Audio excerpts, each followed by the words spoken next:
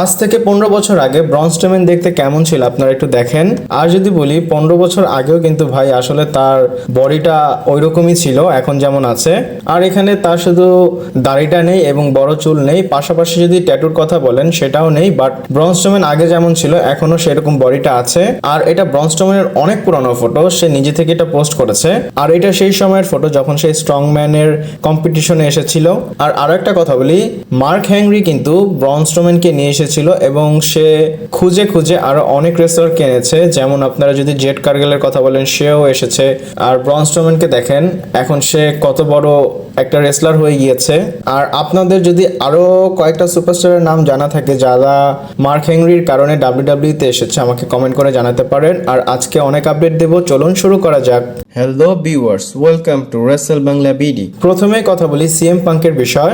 আর blood হওয়ার আগ পর্যন্ত যেই কয়টা রয়ের এপিসোড হবে সেই কয়টা রতে তাকে অ্যাডভার্টাইজ করা হয়েছে। আপনারা যদি ডাব্লিউডাব্লিউর ওয়েবসাইটে গিয়ে দেখেন তাহলে দেখতে পারবেন।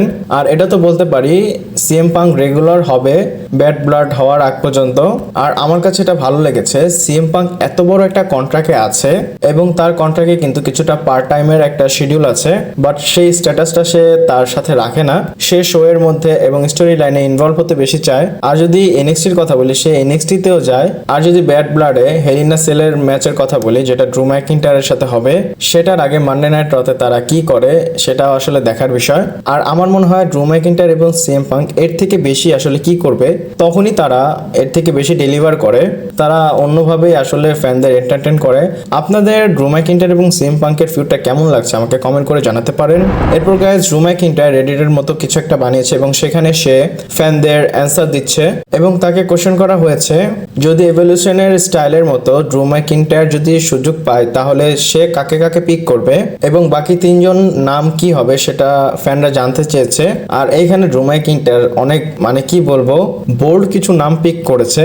আর আমি বলবো লিটারেলি যদি এই টিমটা হয়ে যায় তাহলে কিন্তু ডাব্লিউডাব্লিউতে এই টিমের থেকে সবচেয়ে বেশি পাওয়ার হাউস ম্যাশিং অন্য কোনো টিম ধারে কাছে আসতে পারবে না। আর সে যে নামগুলো পিক করেছে তাদের মধ্যে হচ্ছে শেইমাচ, ব্রন বেকার এবং ওবাফেমি। আর ড্রু ম্যাকইন্টার হিসাবে এই তিনজন এবং ড্রু ম্যাকইন্টার সহ চারজন মিলে একটা টিম করলে আসলে ভালো হয়। আর এই টুইটটা যখন কেউ করেছিল মানে রেসলিং ফিচার্স, তখন ড্রু ম্যাকইন্টার এটাকে রিটুইট করে ট্রিপল এইচের যে কুক ইমোজি সেটা দিয়েছে।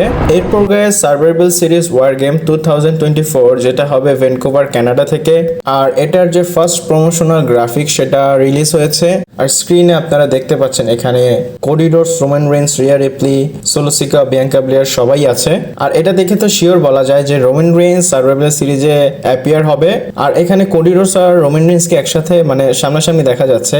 মেজর কিছু হতে পারে সার্ভাইভাল সিরিজে, কারণ আপনারা জানেন রেসেলমেনিয়ার পর থেকে কোডি রোডস এর মামলা একদম খারাপ যাচ্ছে।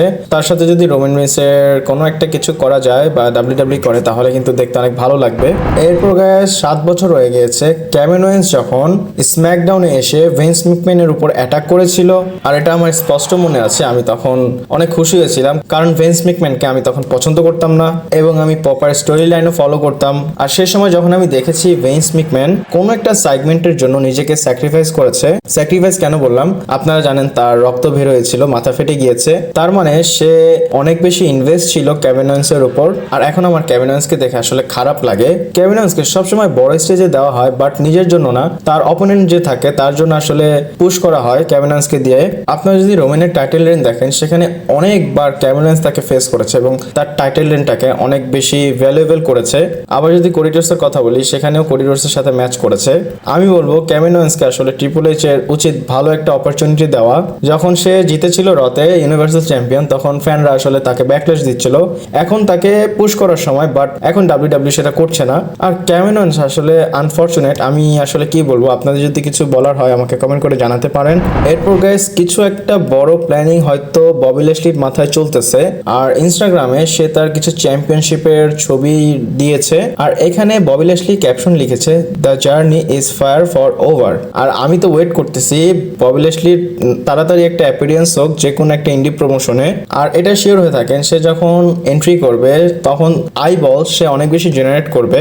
আর যদি এখন হটেস্ট ফ্রি এজেন্টের কথা বলি তার মধ্যে 1 নম্বরে আছে ববি ল্যাশলি। এরপর গাইস টাইম কত তাড়াতাড়ি চলে যায় সেটা আসলে বলাই যায় না। আর আজ থেকে 1 বছর আগে এই জিনিসটা হয়েছিল যখন অফিসিয়ালি এন্ডোভার ডাব্লিউডাব্লিউ এবং ইউএফসি দুইটাকেই কিনে নিয়েছিল এবং দুইটাকে মিলে কিন্তু টিকিও গ্রুপ এটা কিনেছে। আর একটা বার চিন্তা করেন এই টিকিওটা যখন ক্রিয়েট হয়েছে এটা অলরেডি 1 বছর হয়ে গিয়েছে। আর যদি ডাব্লিউডাব্লিউ এর স্টক রেটটা দেখেন আগে থেকে এখন টিকিওর কাছে যাওয়ার পর সেটা অনেক বেশি হাই হয়েছে। আর স্টকের গ্রোর কথা যদি বলি সেটা আসলে 100 এর থেকে উপরেই আছে। আগে মানে কিছুদিন আগে $100 উপরে নিচে হতো, বাট এখন আস্তে আস্তে 100 এর থেকে 1 2 3 এইভাবে উপরে উঠতেছে। আর যদি ডাব্লিউডাব্লিউ এর কথা বলি তারা খুব ভালো গ্রো করতেছে। এরপর গাইস কিছুটা ব্যান্ডি রোডস এবং কোডি রোডস এর বিষয়ে কথা বলি এবং তাদের জন্য হয়তো আমরা খুশিও হতে পারি। এবং এখানে কোডি রোডস এর টুইট দেখতেছেন, সে তার ওয়াইফের সাথে তার যে অ্যানিভার্সারি সেটা সেলিব্রেট করতেছে। আর এখানে ক্যাপশনটা আমার কাছে একদম ভালোই লেগেছে, মানে আপনাদের আমি বুঝিয়ে বলি। কোডি রোডস বলে সবচেয়ে বাজে স্টকে ইনভেস্ট করেছে ব্যান্ডি রোডস এবং সেখান থেকে এখন পর্যন্ত কোডি রোডস এর যে লাইফ সেটা অনেক ভালো চলতেছে। আর এটা আমার কাছে ভালো লেগেছে। আর এরকম কিন্তু আরো একটা কাহিনী হয়েছে নিকি বেলার, সেটা আমি কভার করিনি কারণ সেখানে একটু অন্যরকম জিনিস ছিল, আমি চাইনি আপনাদের সাথে শেয়ার করতে। বাট কোডি রোডস এর জন্য আমার ভালো লাগতেছে, তারা যেন দুজন একসাথে হ্যাপি থাকে। আর আজকের ভিডিওটা এই পর্যন্তই ছিল। ভালো লাগলে লাইক কমেন্ট শেয়ার সাবস্ক্রাইব করে পাশে থাকবেন। পরবর্তী ভিডিওতে আবার দেখা হচ্ছে।